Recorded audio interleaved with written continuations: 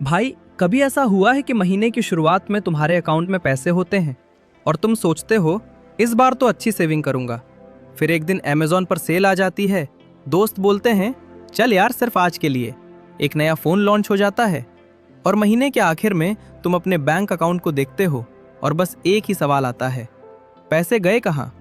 मज़ेदार बात पता है, ज़्यादातर लोगों की प्रॉब्लम कम पैसे कमाना नहीं है, प्रॉब्लम यह है कि उनका दिमाग पैसे के बारे में गलत तरीके से सोचता है।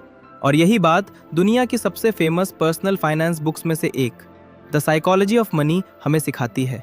ये किताब तुम्हें करोड़पति बनने का फॉर्मूला नहीं देती, ये तुम्हें उससे भी ज़्यादा पावरफुल चीज़ सिखाती है, पैसे के साथ सही रिलेशनशिप कैसे बनाया जाए। क्योंकि भाई, मनी सिर्फ मैथ्स नहीं है, मनी पूरी तरह साइकोलॉजी है। और आज जो बातें मैं बताने वाला हूँ, हो सकता है इनमें तुम्हें खुद की पूरी जिंदगी दिखाई दे। देखो भाई, हम बचपन से मैथ्स पढ़ते हैं, साइंस पढ़ते हैं, हिस्ट्री पढ़ते हैं, लेकिन किसी ने हमें कभी ये नहीं सिखाया कि पैसे को लेकर हमारा दिमाग कैसे काम करता है। इसलिए अच्छे खासे पढ़े लिखे लोग भी सैलरी आने के कुछ दिनों बाद खाली हो जाते हैं और कुछ लोग एवरेज इनकम के बावजूद धीरे धीरे वेल्थ बना लेते हैं। डिफरेंस इनकम का नहीं, थिंकिंग का होता है। द साइकोलॉजी ऑफ मनी का सबसे बड़ा लेसन यही है, फाइनेंशियल सक्सेस IQ से कम और बिहेवियर से ज़्यादा आइटम सा है। तो चलो एक एक करके समझते हैं वो बातें जो शायद तुम्हारी पूरी फाइनेंशियल लाइफ बदल सकती हैं। 1. अमीर बनने से पहले तुम्हें समझना होगा कि पैसे का मतलब क्या है।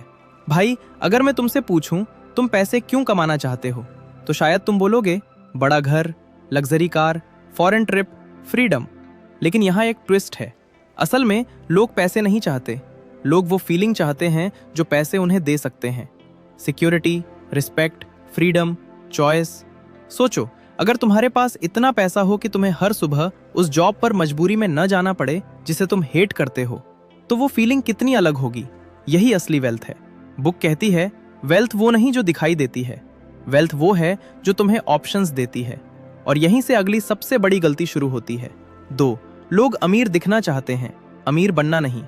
मान लो 2 दोस्त हैं, पहले ने नई BMW खरीदी, पूरा इंस्टाग्राम भर गया, सब लोग बोल रहे हैं भाई तू तो सेट हो गया। दूसरा दोस्त सेम सैलरी कमाता है लेकिन पुरानी कार चला रहा है, कोई नोटिस भी प्लेस भी नहीं करता। अब गेस करो, सच में अमीर कौन हो सकता है? हो सकता है BMW वाला EMI में डूबा हो और दूसरा क्वाइटली इन्वेस्टमेंट्स कर रहा हो। हम अक्सर लोगों की लाइफस्टाइल देखते हैं लेकिन उनका बैंक अकाउंट नहीं। और प्रॉब्लम यही है, हम दूसरों को इम्प्रेस करने के लिए वो चीज़ें खरीद लेते हैं जो हमें खुद भी उतनी ज़रूरी नहीं लगती, सिर्फ इसलिए क्योंकि लोग क्या सोचेंगे। लेकिन सच बोलूं भाई, लोग तुम्हारे बारे में उतना सोचते ही नहीं जितना तुम सोचते हो।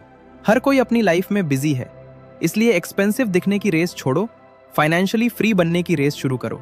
लेकिन अब सवाल आता है, अगर दिखावा नहीं करना तो वेल्थ बनती कैसे है? 3. वेल्थ दिखाई नहीं देती भाई। एक आदमी जिसके पास करोड़ों रुपए हैं, जरूरी नहीं कि वो डिजाइनर क्लोथ्स पहने, जरूरी नहीं कि वो लग्जरी कार चलाए। क्यों? क्योंकि उसने अपना पैसा स्पेंड नहीं किया, इन्वेस्ट किया। याद रखना, जो पैसा तुमने खर्च कर दिया वो कहानी खत्म, लेकिन जो पैसा इन्वेस्ट किया वो तुम्हारे लिए फ्यूचर में काम करेगा। इमेजिन करो, 2 लोग हैं, दोनों को 10 लाख रुपए मिले। पहला कार खरीद लेता है, दूसरा इन्वेस्ट कर देता है। 5 साल बाद कार की वैल्यू कम हो चुकी होगी, इन्वेस्टमेंट शायद बढ़ चुका होगा। डिफरेंस डिसीजन का था, इनकम सेम थी। यही वेल्थ है जो दिखाई नहीं देती लेकिन धीरे धीरे जिंदगी बदल देती है।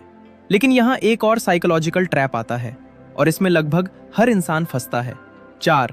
कंपैरिजन। सबसे महंगा शौक।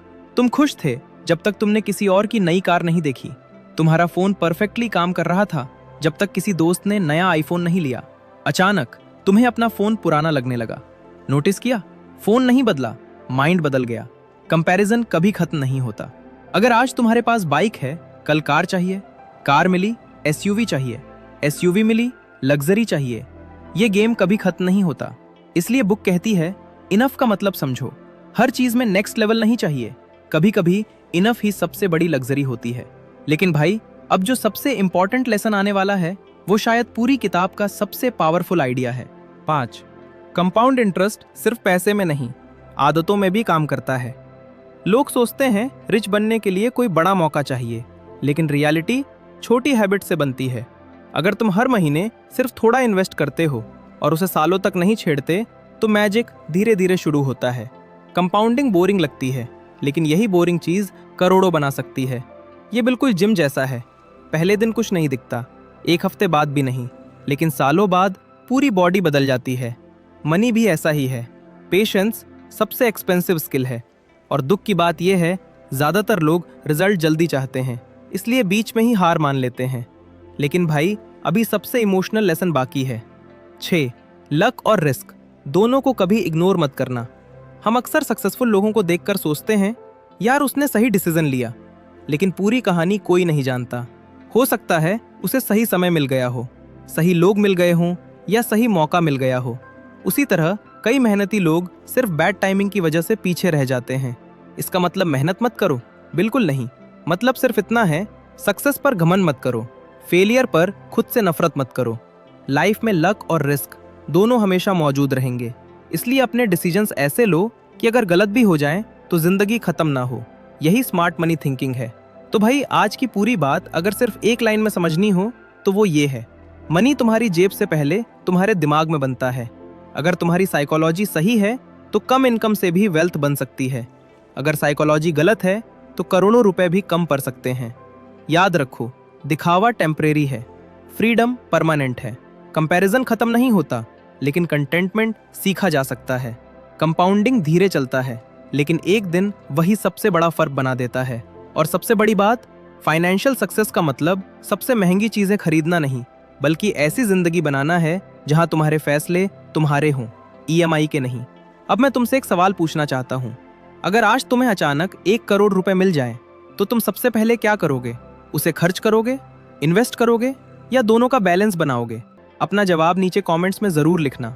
और अगर आज की इस वीडियो ने तुम्हें पैसे को देखने का नजरिया थोड़ा भी बदल दिया तो इसे किसी ऐसे दोस्त के साथ जरूर शेयर करना जो बहुत पैसे कमाता है, लेकिन फिर भी हमेशा बोलता है, यार पता नहीं पैसे बचते ही नहीं। इस किताब का कौन सा लेसन तुम्हें सबसे ज्यादा पावरफुल लगा? मैं तुम्हारा जवाब जरूर पढ़ूंगा।